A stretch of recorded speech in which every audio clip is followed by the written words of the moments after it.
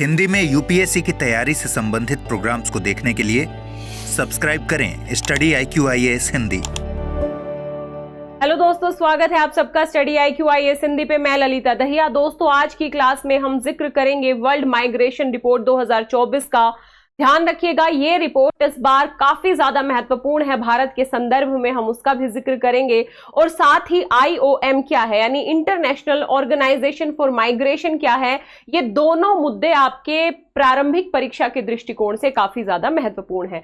तो चलिए सबसे पहले बात करते हैं। ध्यान रखिएगा, अंतरराष्ट्रीय प्रवासन संगठन अपनी विश्व प्रवासन रिपोर्ट 2024 जारी कर दी है। 2000 से लेके हर 2 वर्ष में जो IOM है वो अपनी विश्व प्रवासन रिपोर्ट जारी करता है। यदि हम अभी की रिपोर्ट की कुछ जांच या परिणामों की बात करें तो सबसे पहला मुद्दा ये है कि 2000 से लेके 2022 तक जो ओवरऑल अंतरराष्ट्रीय प्रेषण है उसमें लगभग 650% की वृद्धि हुई है। 2000 में अंतरराष्ट्रीय प्रेषण $128 बिलियन हुआ करता था, जो कि 2022 में $831 बिलियन हो गया है। ये अपने आप में काफी बड़ा डेटा है।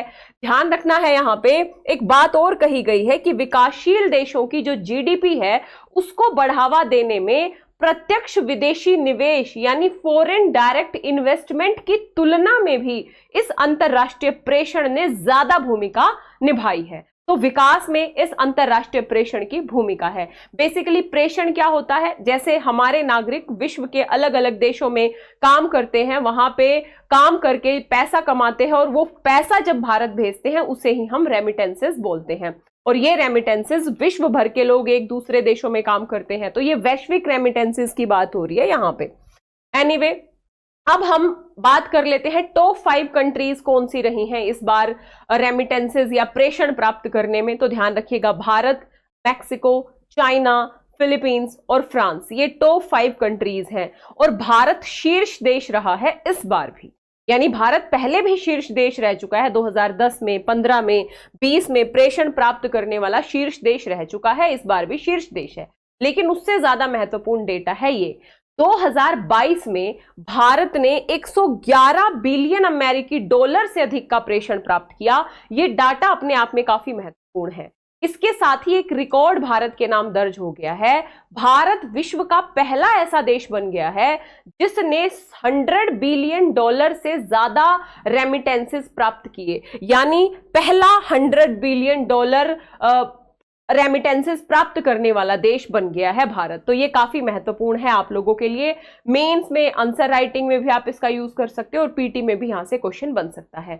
अगला मुद्दा है दोस्तों, सबसे ज्यादा प्रवासी हमारे किन देशों में जाते हैं। तो सऊदी अरब, ध्यान रखिएगा, संयुक्त अरब अमीरात, संयुक्त अरब अमीरात के साथ ही USA और सऊदी अरब जैसे देशों में बड़े स्तर पे भारतीय प्रवासी आपको देखने को मिलेंगे। यदि हम दक्षिण एशिया देशों की बात करें तो दक्षिण एशिया देशों में पाकिस्तान और बांग्लादेश क्रमशः, पाकिस्तान 6ठे नंबर का देश बना है रेमिटेंस प्राप्त करने वाला और बांग्लादेश 8वीं पोजीशन पे है, यानी टॉप 10 देशों में 3 दक्षिण एशियाई देश आपको देखने को मिलेंगे। पहले नंबर पे भारत, 6ठे नंबर पे पाकिस्तान और 8वें नंबर पे बांग्लादेश। तो ये हम ये कह सकते हैं कि प्रेषण का सबसे बड़ा क्षेत्रीय प्रवाह दक्षिण एशिया को ही होता है, जिसमें मैंने आपको बताया कि टॉप 10 में हमें दक्षिण एशिया के 3 देश देखने को मिले इस प्रेषण प्रवाह में। तो यहां से भी क्वेश्चन बन सकता है। अगला मुद्दा है गंतव्य देश, कहां पे बड़े स्तर पे जो प्रवासी हैं वो जाते हैं। तो खाड़ी देश सबसे बड़ा गंतव्य बने हुए हैं अभी भी प्रवासियों के लिए। खाड़ी देशों में जो हमारे प्रवासी हैं वो बड़े स्तर पे निर्माण, आतिथ्य, सुरक्षा, घरेलू कार्य, खुदरा जैसे क्षेत्रों में काम करते हैं। तो खाड़ी देशों में बड़े स्तर पे भारतीय प्रवासी देखे जा सकते हैं। अब हम ये एक सुनहरा पक्ष हमने देखा, लेकिन चिंताएं भी कुछ जुड़ी हुई हैं प्रवासियों के साथ। तो प्रवासियों को वित्तीय शोषण, प्रवासन लागत, जेनोफोबिया, कार्यस्थल दुर्व्यवहार के चलते बड़े स्तर पे भेदभाव का भी सामना करना पड़ा, शोषण का भी सामना करना पड़ा। तो ये चिंताएं भी जुड़ी हुई हैं और ये चिंताएं विशेष तौर पे कोरोना महामारी के चलते और ज्यादा बढ़ गई, क्योंकि कोरोना महामारी में रोजगार नहीं था दूसरे लोगों के पास भी, तो ऐसे में चोरी जैसी जो घटनाएं हैं वो बड़े स्तर पे बढ़ी।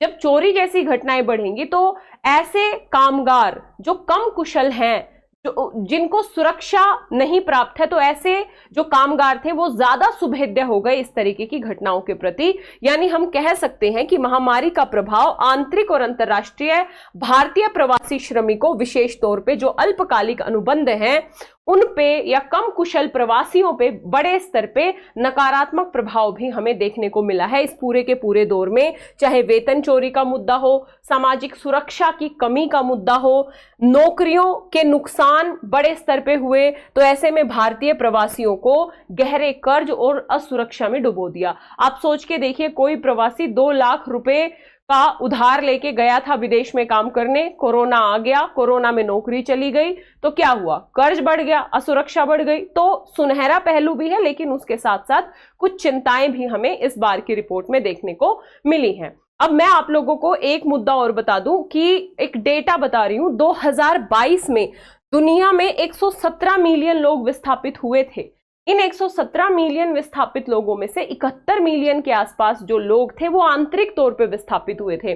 आंतरिक विस्थापन का मतलब होता है जब एक देश के अंदर ही एक क्षेत्र से दूसरे क्षेत्र में लोग स्थायी या अस्थायी तौर पे विस्थापित हो जाएं, जैसे बिहार से महाराष्ट्र चले गए, झारखंड से केरल चले गए, इस तरीके से यह आंतरिक विस्थापन होता है। और बाह्य विस्थापन होता है जब एक देश से दूसरे देश में, जैसे भारत का कोई नागरिक यूरोप की किसी कंट्री में, अमेरिका में या मिडल ईस्ट कंट्रीज में जाए रोजगार के लिए, तो उसे बाह्य विस्थापन बोलेंगे।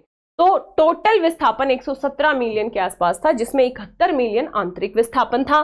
साथ ही 2020 के बाद से शरण चाहने वालों की संख्या भी बड़े स्तर पे बढ़ी है, लगभग 30%। तो इन सब के पीछे कारण क्या है? विश्व के अलग अलग क्षेत्रों में युद्ध और संघर्ष चल रहे हैं, जैसे हम इजराइल, यूक्रेन, अफगानिस्तान, म्यांमार, तो यहाँ युद्ध और संघर्ष की स्थिति है। इसके साथ ही मानवाधिकारों के उल्लंघन के चलते, प्राकृतिक आपदाओं के चलते, आर्थिक कठिनाइयों, बेरोजगारी इत्यादि के चलते भी लोग विस्थापित होने को प्रोत्साहित हो रहे हैं। लेकिन वहां पे इन्हें काफी सारी समस्याओं का सामना भी करना पड़ता है, जैसे कानूनी प्रशासनिक बाधाएं हैं, इनको वीजा आसानी से नहीं मिलता, आश्रय आसानी से नहीं मिलता, शरण आसानी से नहीं मिलती, आर्थिक चुनौतियों का सामना करना पड़ता है, रोजगार प्राप्त करने में दिक्कत आती है, सामाजिक बहिष्कार जैसे मुद्दे हैं, सामान्य जो वहां के लोकल लोग हैं वो एक सकारात्मक रवैया नहीं रखते इन लोगों के साथ, और साथ ही मानसिक स्वास्थ्य से रिलेटेड, हेल्थ से रिलेटेड इश्यूज हैं, है ना। बड़े स्तर पे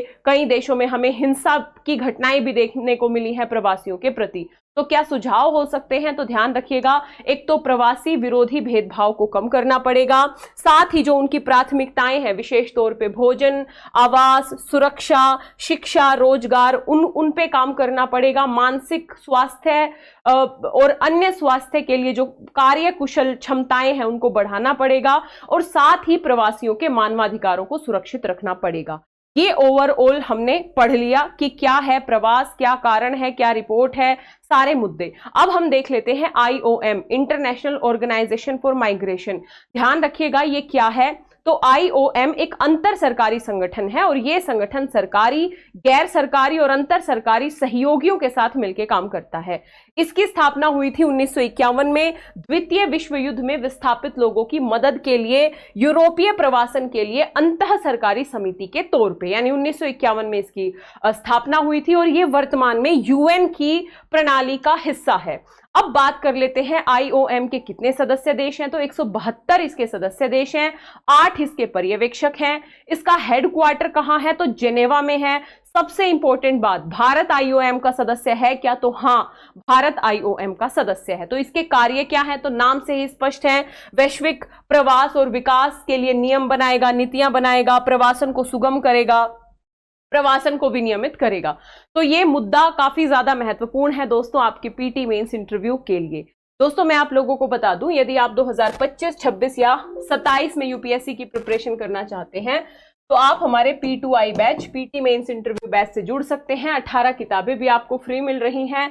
एडमिशन लेना है तो स्टडी IQ की ऐप या वेबसाइट पे जाना है, या इस वीडियो के डिस्क्रिप्शन बॉक्स में लिंक दिया होगा, उस लिंक पे जाके LD Live, LDLIVE, LD Live code का प्रयोग करना है। 27,999 में कंप्लीट बैच, पूरा GS, जिसमें PT मेंस इंटरव्यू, बेसिक से advance level, SA, CSAT, current affairs, answer writing सब कुछ इंक्लूड है। यदि आप वैकल्पिक विषय इतिहास या पीएसआईआर में से कोई एक वैकल्पिक विषय लेना चाहते हैं तो मात्र 14,999 में एलटी लाइव कोड के साथ एडमिशन ले सकते हैं।